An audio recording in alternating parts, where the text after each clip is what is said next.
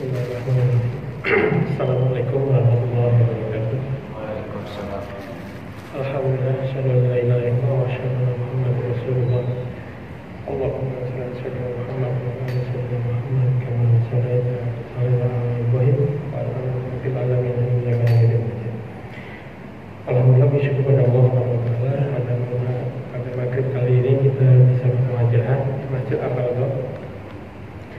Tanpa salah juga kita bisa Muhammad SAW, para tabiin, para tabiin, para ulama warasatul anbiya. Alhamdulillah, pada malam hari ini tema kali ini adalah manajemen sumber daya listrik di negara khilafah. Jadi di mana negara khilafah ini adalah negara warisan Rasulullah, di mana Rasulullah menubuatkan di hadis Nabi Muhammad bahwa khilafah manhaj kenabian ar-rasidah yang kedua itu di akhir zaman, itu pembuka akhir zaman menuju hari kiamat. Nah, kenapa ini perlu disampaikan bahwa kita ingin mengetahui juga bagaimana listrik yang dikelola oleh negara Islam. Saat ini belum ada negara Islam, tapi sudah ada negara-negara yang bernafaskan Islam, negara-negara kaum muslimin yang menerapkan syariat Islam secara sebagian, belum utuh gitu. Nah, pengelolaan listrik ini hanya ada di negara Islam yang mengelola atau menerapkan syariat Islam secara utuh, yakni negara khilafah. Seperti kita ketahui di Indonesia, kasus listrik ini menjadi kasus klasik, ya, kasus klasik yang belum tentu bisa diselesaikan. Seperti di Kalimantan Barat ini, kita ada aset pembangkit listrik itu di Bengkayang. Dia merupakan interkoneksi dari Sarawak, Malaysia, 275 kV transmisi dari Bengkayang sampai Lombok, Sarawak. Itu merupakan salah satu pembangkit dengan kategori impor. Jadi kita impor listrik dari Malaysia. Sudah bermacam-macam di Indonesia ini, ada yang kepemilikan oleh PLN, di mana PLN sendiri hanya memiliki di bawah 50% pembangkit listrik. Di mana sisanya adalah swasta semua. Dan swasta itu jumlahnya 34 perusahaan. Ada yang memiliki pembangkit listrik tenaga air, bendungan-bendungan, kemudian pembangkit listrik tenaga uap, dengan batu bara.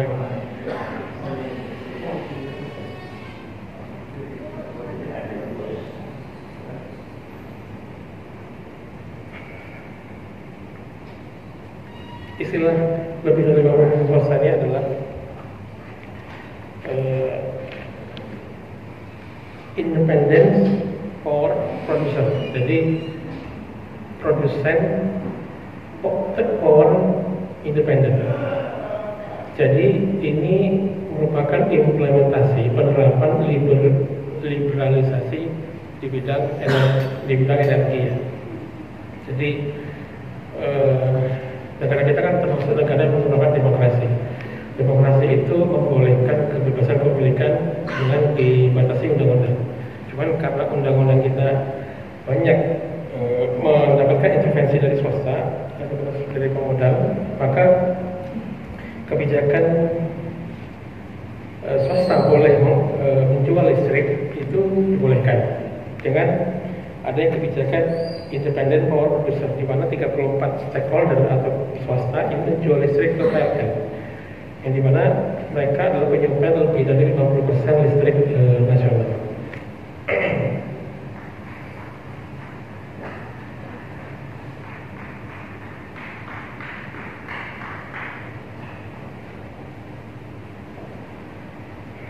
Ya, per November 2021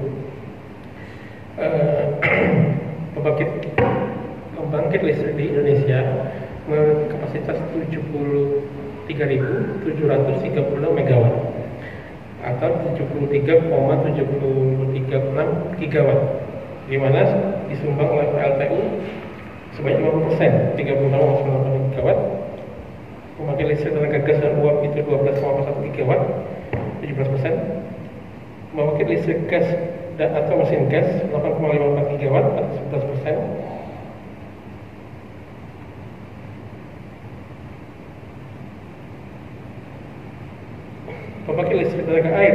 mikro hidro, seperti di Bendungan Batu Tegil, Lampung, Wonogiri di Jawa Tengah itu 6,41 gigawatt atau 60%.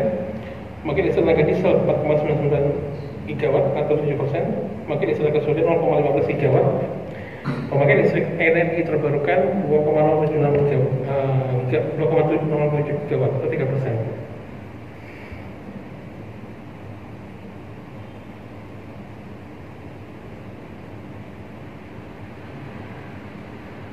Nah, tadi sempat kita singgung bahwa PLN hanya memiliki kurang dari 50% pengelolaan pembangkit listrik. Seperti contohnya adalah di PLTU Suralaya, Rica, Gunung Salak, PLTP pembangkit listrik tenaga panas bumi di Gunung Salak di Jawa Barat, kemudian PLTGU Tambak Lorok. Selebihnya itu adalah IPB.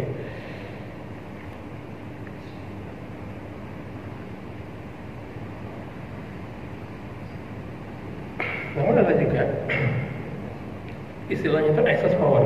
Excess power ini adalah industri yang memiliki pembangkit listrik tenaga uap sendiri atau pembangkit listrik sendiri, namun dia memiliki misalnya sisa 3 gigawatt itu dijual ke PLN sisa tersebut, sehingga karena PLTU yang dibangun di dalam industri itu masih memiliki kelebihan listrik.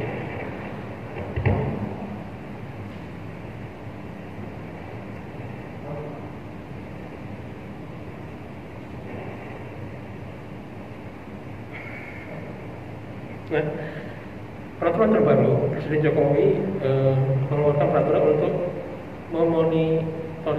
memoratorium pembangkit listrik tenaga uap karena ada desakan terkait emisi rumah kaca, ya, emisi terhadap lingkungan.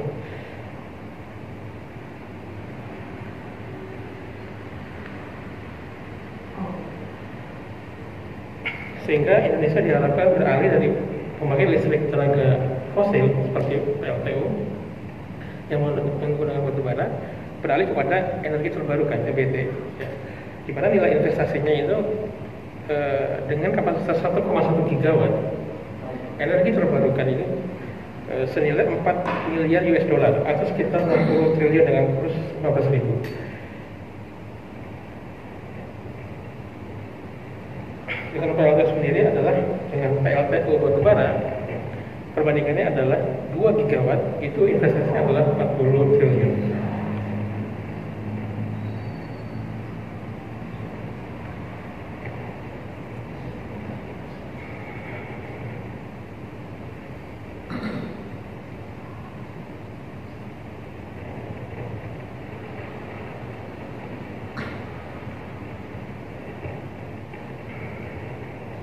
Nah, inilah yang kemudian menyebabkan PLN sebagai BUMN negara itu memiliki hutang berkepanjangan. Jadi karena ada tanggungan lebih dari 50% listrik nasional dikuasai oleh swasta. Kemudian beban PLN ini akhirnya disalurkan kepada rakyat, sehingga rakyat juga ikut menanggung beban PLN tadi.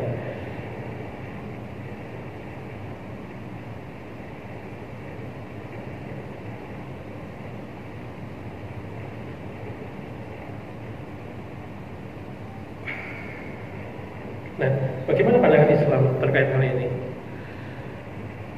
Rasulullah bersabda bahwa manusia bersihkan atas api, air, dan padang gembala. Maka ketika hal ini dikuasai oleh swasta, hukumnya adalah haram. Kenapa haram? Karena Rasulullah pernah menarik tambang garam yang pernah diberikan kepada salah satu sahabat, karena nilainya besar, itu ditarik kembali oleh Rasulullah.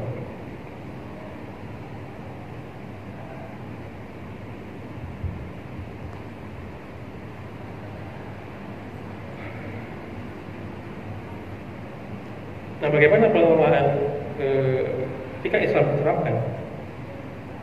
Sedangkan kita sudah terlanjur membolehkan kontrak-kontrak pengelolaan listrik di swasta yang sampai melebihi 50%, lebih dari 50% kebutuhan listrik nasional atau suplai listrik nasional.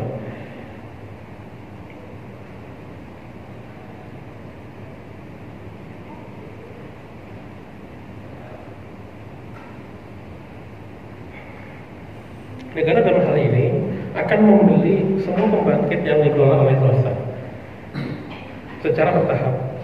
Tentu swasta punya penilaian sendiri terhadap beberapa hal yang mereka investasikan, pembangkit-pembangkit yang selama ini mereka jalankan, dan itu harus dinasionalisasikan dengan cara pemerintah harus membeli pembangkit tersebut dari swasta, sehingga nantinya pembangkit itu akan dikelola oleh negara.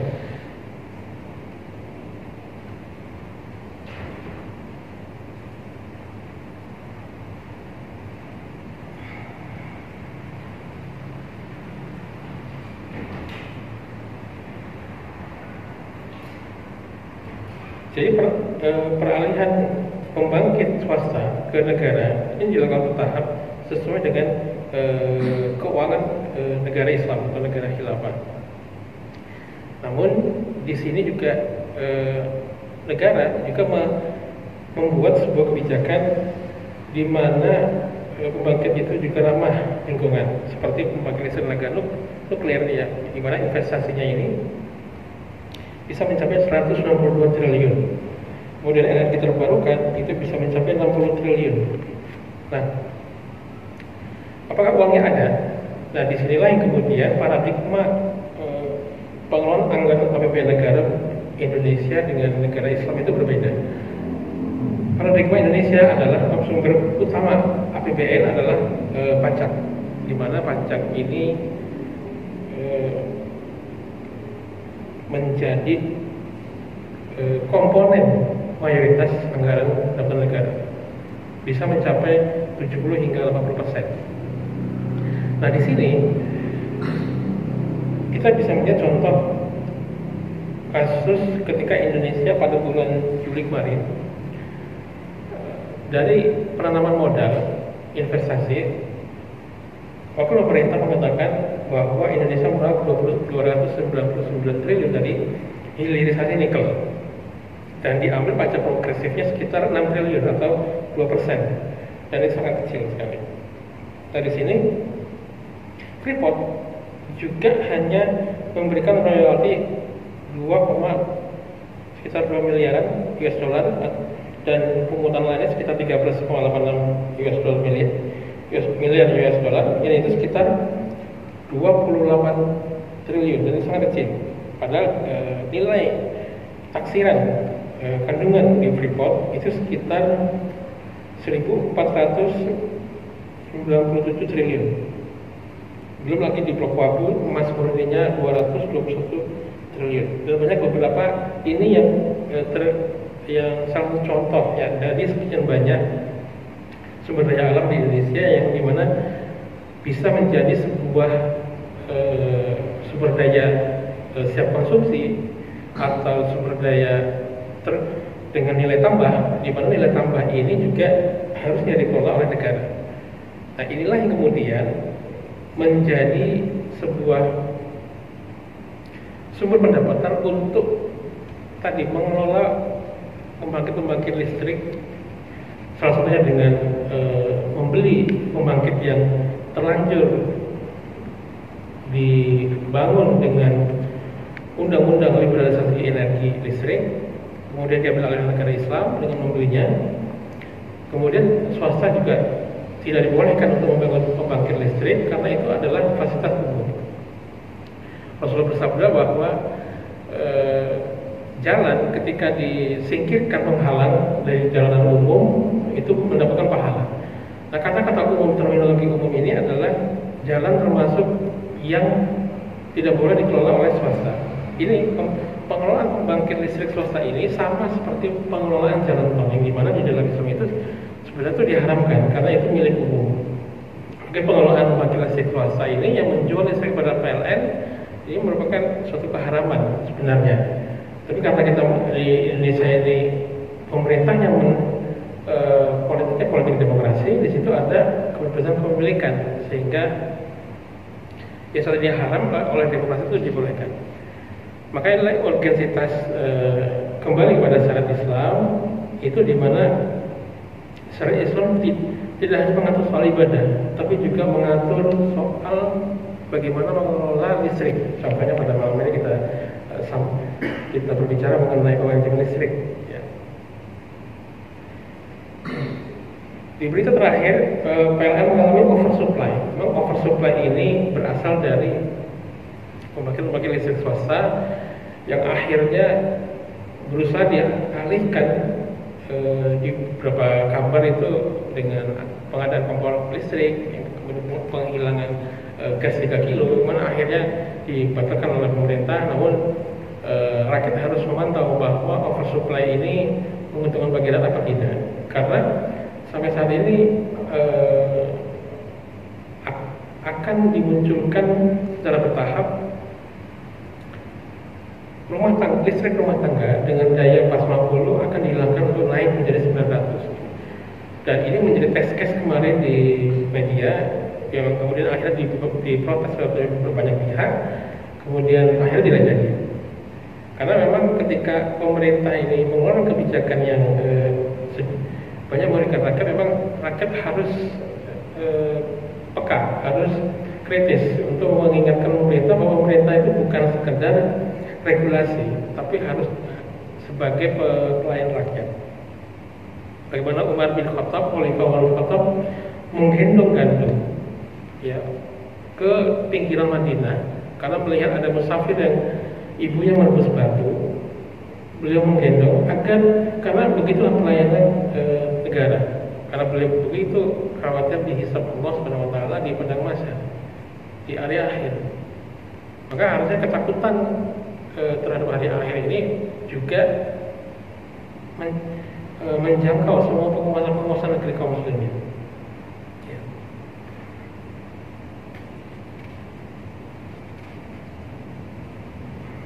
Baik, dari pemirsa Podcast Bertauhid, ada pertanyaan di channel ya? Ya, ada ya.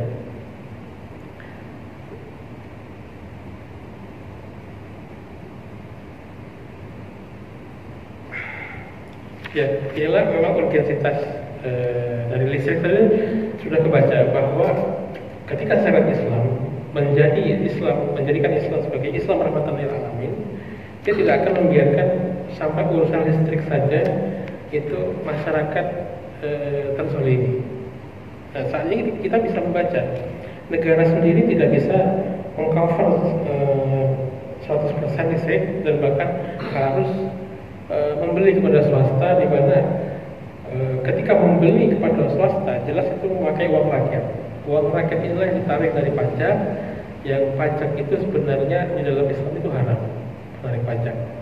Maka di dalam negara Islam itu pendapatan pajak tidak ada, tapi banyak didapat di 3 kepemilikan, kemudian banyak kepemilikan negara, kepemilikan individu, kepemilikan umum. Ya, inilah bagian dari serian syariat Islam dalam mengelola ekonomi, terutama di mikronik pengelolaan listrik. Tentu kalau syariat Islam ini, kenapa syariat Islam ini sering kali dihalangi penerapannya? Karena ini akan mengganggu para pemodal yang sudah berinvestasi kepada pembangkit listrik, ya, di mana listrik itu sudah menjadi mata pencaharian mereka. Nah, siapapun akan terganggu ketika mata pencaharian mereka ditarik oleh negara. Maka negara Islam ini sebenarnya tidak mensejahterakan kapitalis, tetapi mensejahterakan rakyat. Apapun agamanya, apapun suku bangsanya, dia akan disejahterakan oleh negara Islam, negara khilafah. Cuman untuk menjadi pengusaha tidak harus mengambil apa yang menjadi hak orang lain. Sehingga demokrasi dan kapitalisme inilah kemudian menjadikan pengusaha-pengusaha dan pemodal ini mengambil hak orang lain di dalam seperti bisnis pembangkit listrik yang ini sebenarnya diharamkan oleh Islam. Semoga kedepannya Allah memudahkan kita Islam tegak di bumi Nusantara ini, sehingga permasalahan listrik juga tidak menjadi permasalahan berkepanjangan dari tahun ke tahun di Indonesia. Kita tutup dengan majelis ini dengan Alhamdulillah istighfar dan berkafaratul majlis. Assalamualaikum warahmatullahi wabarakatuh.